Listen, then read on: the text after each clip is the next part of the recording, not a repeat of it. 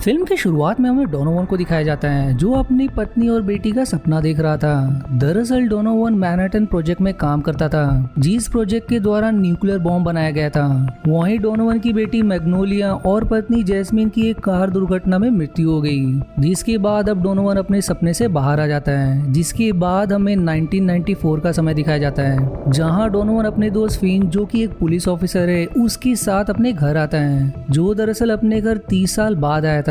Fin कहता है कि घर की हालत खराब हो गई थी इसलिए मैंने उसमें कलर करवा दिया। यदि तुम्हें किसी भी चीज की जरूरत पड़े तो मैं और मेरी पत्नी सुजन तुम्हारी मदद के लिए तैयार हैं। जिसके बाद फिन वहाँ से चला जाता है। अब अगले दिन डोनोवन एक कॉलेज में फिजिक्स की टीचर की जॉब के लिए जाता है, पर प्रिंसिपल कहता है कि तुम्हारे पास पढ़ाने का कोई अनुभव नहीं है इसलिए हम तुम्हें ये जॉब नहीं दे सकते हैं। इसलिए अब निराश होकर उसे अपने घर लौटना पड़ता है कि तभी एक छोटी लड़की मैगी आकर डोनोवन से कहती कि मैं थोड़े पैसों में आपके घर का गार्डन साफ कर दूंगी, पर डोनोवन उसे मना कर देता है। जिसके बाद वो वहाँ से चली जाती है।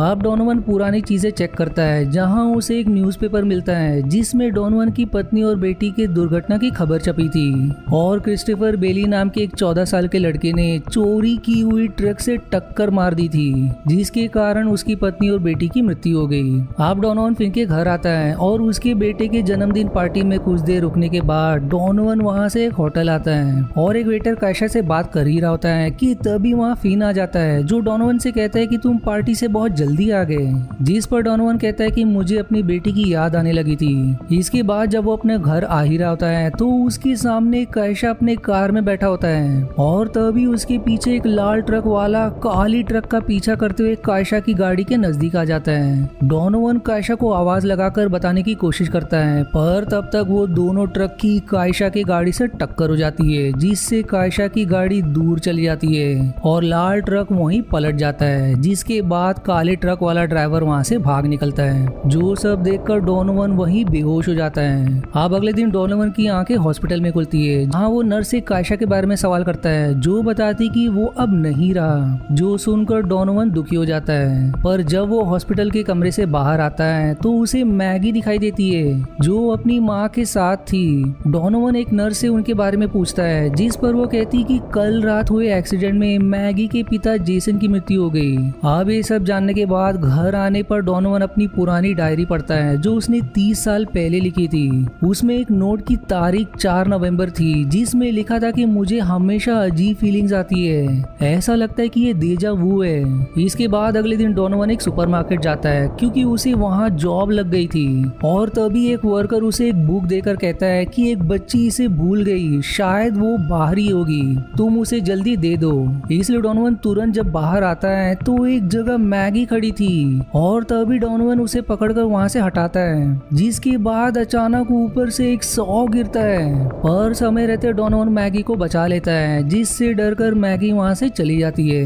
डोनोवन अब फिन के घर आकर उसे बताता है कि जो चीज मेरे साथ हो रही है ऐसा लग रहा है कि मैं इसे पहले भी महसूस कर चुका हूँ। आज से 30 साल पहले जब मैं मैग्नोलिया की स्कूल रिपोर्ट कार्ड लेने गया था तो उसी समय मुझे ऐसा लगा कि मैग्नोलिया के ऊपर कुछ गिरने वाला है, इसलिए मैंने उसे भी धक्का देकर वहां से दूर किया, पर उस दिन कुछ नहीं गिरा था, पर आज जरूर कुछ गिरा मैगी के ऊपर। और ऐसे ही जो भी चीज मेरे साथ हुई मैंने उन सभी का नोट बनाया है और वो आदमी जो लाल ट्रक में मारा गया था वो मैगी के ही पिता थे।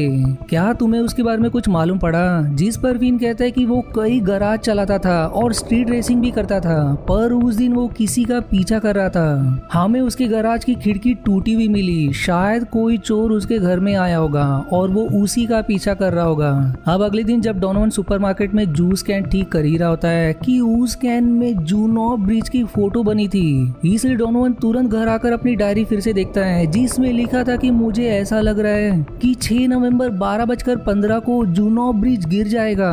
डोनोवन अब तुरंत घड़ी में देखता है तो उसमें लगभग 12 बज ही रहे थे और आज की तारीख 5 नवंबर है। डोनोवन को लगता है कि शायद अब उसकी डेजा वू घटना फिर से घटेगी, इसलिए वो तुरंत उसी ब्रिज जाकर उसे ब्लॉक कर देता है। पर तभी वहाँ फिन आकर उसे सवाल करता है कि तुम क्या कर रहे हो, जिस पर डोनोवन जवाब देता है कि अभी ये ब्रिज 12:15 को गिरने वाला है। पर फिन को उसके बात पर यकीन नहीं होता और वो ब्रिज के बीच में आकर कहता है कि अब 12:16 हो गए पर ब्रिज अब भी नहीं गिरा। जिसके बाद वो वहाँ से चला जाता है। अब अगली रात को मैगी डोनोवन का गार्डन साफ कर रही होती है, जिस पर डोनोवन सवाल करता है है कि क्या तुम्हारी माँ को पता है कि तुम इतनी रात गए बाहर हो। जिस पर मैगी कहती है कि वो लाइब्रेरी चलाती है और अभी तक वहीं है। डोनोवन अब उससे कहता है कि मैं तुम्हें तुम्हारे घर तक छोड़ दूंगा।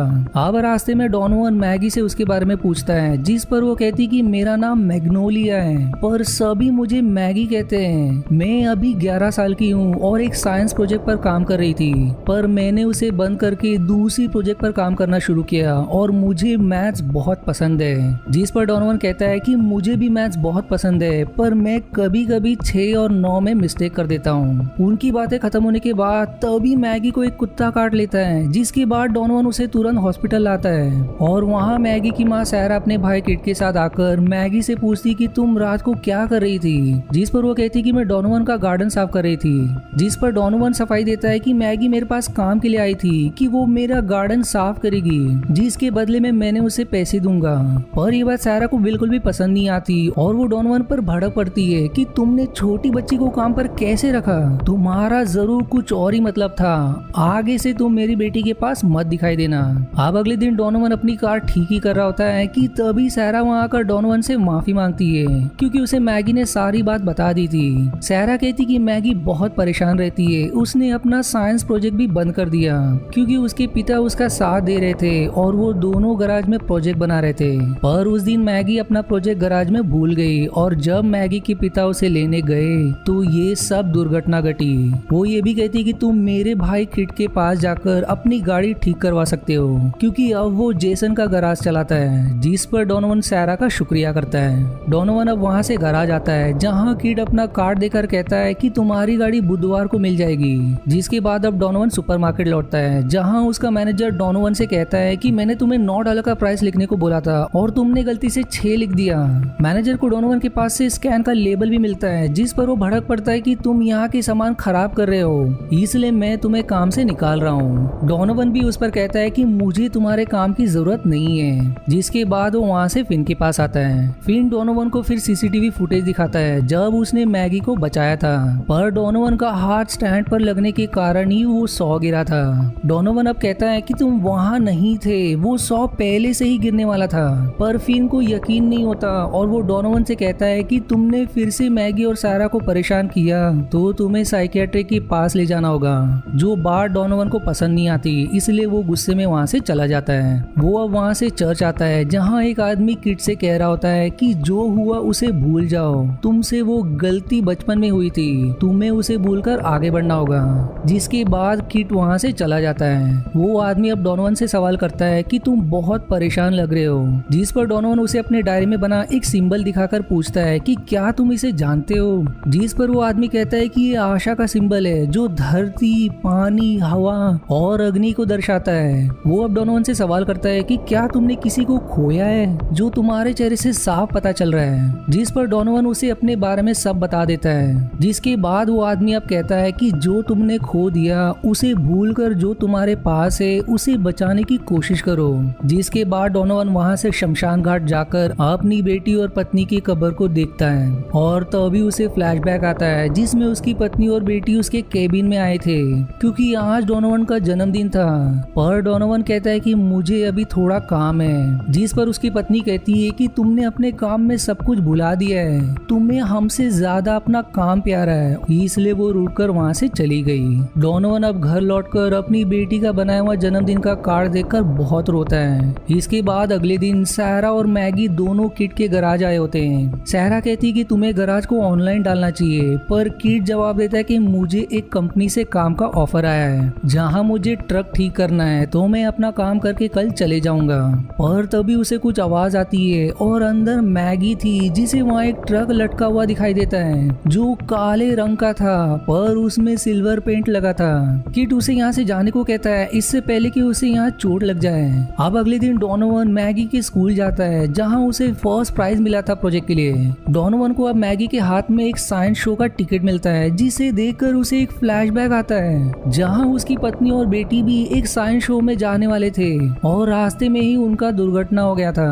वो अब उसे कहता है कि तुम अब उस शो में मत जाओ, वहाँ खतरा हो सकता है। पर सैरा उसे विनती करती है कि मेरी बेटी को फिर से परेशान करना बंद करो।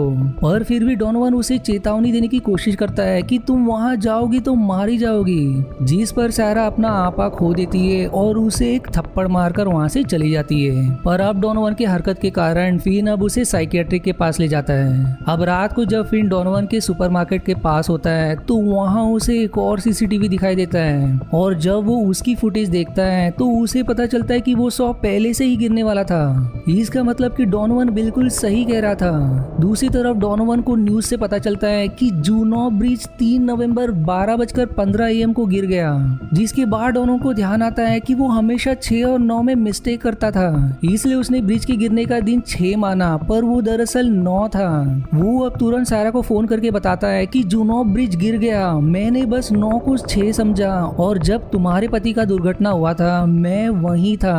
उस दुर्घटना के बाद एक काले रंग की ट्रक वहाँ से भाग गई थी, उसी के पीछे तुम्हारा पति था। पर सारा उसकी बात ना मानकर फोन को काट देती है और तभी वहाँ फिन आ जाता है जो डोनोवन से माफी मांगकर कहता है कि तुम सही थे, अब मैं तुम पर विश्वास कर रहा हूँ। दूसरी तरफ सारा और मैगी कार में बैठे होते हैं क्योंकि ब्रिज गिरने के कारण ट्रैफिक जाम था। मैगी अब उन्हें कहती है कि डोनोवन को मालूम था कि ये ब्रिज गिरने वाला है, उसने मुझे बताया था। पर सारा अब उससे सवाल करती है कि क्या उसने तुम्हें किसी काले ट्रक के बारे में भी बताया था, जिस पर मैगी कहती कि उसने ये मुझे नहीं बताया, पर मैंने गराज में एक काले ट्रक को देखा था जिस पर किट ने सिल्वर पेंट किया था। दूसरी तरफ डोनोवन फिन से कहता है कि आज के दिन मेरा परिवार मारा गया था और उसे मारने वाला कोई और नहीं बल्कि किट है। जब मैं उसके गराज गया था उसने मुझे कार्ड देकर कहा बुधवार को आना और उस पर मैकेनिक क्रिस्टोफर बेली लिखा है। और जब मैं चर्च गया था तब कोई आदमी किट से बोल रहा था कि अपने बचपन की गलती को भुला दो, जिसके बाद फिन और डोनोवन दोनों तुरंत किट से मिलने गराज के लिए निकलते हैं। वहीं सारा और मैगी भी गराज आ जाते हैं जहां सारा किट से सवाल करती है कि ये ट्रक किसका है। किट कहता है कि ये कस्टमर ने दिया है, जिसके बाद अब सारा दावा करती है कि तुमने इसे सिल्वर रंग में रंग दिया है, वो तुम ही थे जिसने गराज से ट्रक चोरी की और जेसन ने तुम्हें देख लिया इसलिए उसने तुम्हारा पीछा किया, जिसके बाद ही वो दुर्घटना हुई। अब अपनी सच्चाई सामने आने पर किट सारा से माफी मांगकर कहता है कि मुझ पर बहुत कर्ज था इसलिए मैंने चोरी की, पर मैं जेसन को मारना नहीं चाहता था। पर सारा अपना आपा खोकर किट को मारने लगती है और पुलिस को फोन करने की कोशिश करती है कि तभी वहाँ फिन आ जाता है और किट और फिन में लड़ाई हो जाती है। पर किट फिन की गन लेकर फिन के पैर पर शूट कर देता है। पर तभी वहाँ डोनोवन आकर किट को समझाता है कि आज से 30 साल पहले तुमने जो दुर्घटना किया था उसमें मेरी पत्नी और बेटी मारी गई थी, जिस पर किट कहता है कि उस दिन मैं नशे में था जिसके कारण वो दुर्घटना हुआ।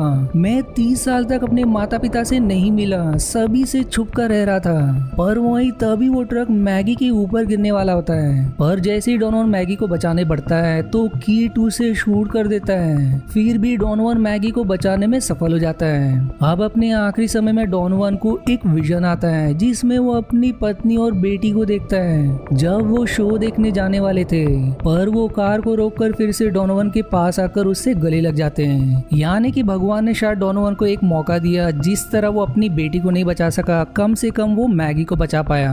और इसी इमोशनल एंडिंग के साथ ये मूवी यहीं समाप्त हो जाती है। आशा है आपको मेरी एक्सप्लेनेशन पसंद आई। यदि हाँ तो प्लीज वीडियो को लाइक करना और चैनल को सब्सक्राइब करके सपोर्ट करना ना भूलें। मिलते हैं अगले एक्सप्लेनेशन वीडियो में, तब तक के लिए धन्यवाद दोस्तों।